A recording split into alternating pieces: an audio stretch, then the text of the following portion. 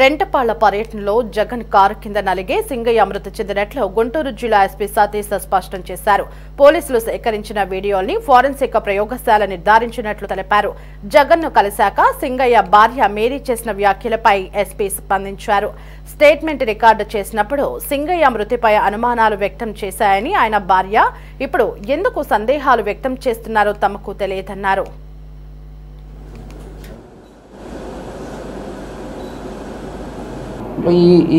ఈ కేసులో మనం ప్రతి ఒక్క విషయంలో కూడా చాలా క్షుణ్ణంగా పరిశీలించి దర్యాప్తులు చేస్తున్నాము.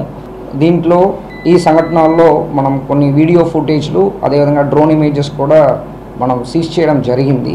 అది మనం ఫోరెన్సిక్ ల్యాబ్ కూడా పంపించడం జరిగింది. ఈ ఫోరెన్సిక్ ల్యాబ్ రిపోర్ట్స్లో కూడా మార్ఫింగ్ కానీ ఎడిటింగ్ కానీ లేనట్టు మనకి సర్టిఫికేట్ కూడా ఇవ్వడం జరిగింది.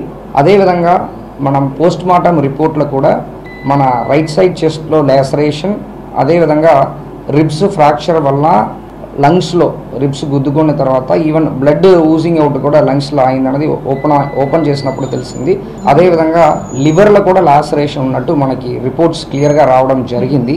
అది కాకుండా ఈ పర్టికులర్ కేసుల్లో కంప్లైనెంట్కి కానీ అందరికీ కానీ అష్యూరెన్స్ మన పోలీస్ తరపు నుంచి ఏమి ఇస్తున్నామంటే ప్రతి ఒక్క ఎవిడెన్సెస్ని కూడా ఫిజికల్ ఎవిడెన్స్గా ఉండొచ్చు, విట్నెసెస్గా ఉండొచ్చు, టెక్నికల్ ఎవిడెన్సెస్గా ఉండొచ్చు, చాలా క్షుణ్ణంగా పరిశీలించి బెస్ట్ ఇన్వెస్టిగేషన్ చేస్తూ మనం కోర్టులో ఆనరబుల్ కోర్టులో ఛార్జ్షీట్ వేయడం అనేది జరుగుతుంది. అంటే నా దర్యాప్తుల వరకు అలాంటి ఏమీ రావట్లేదు.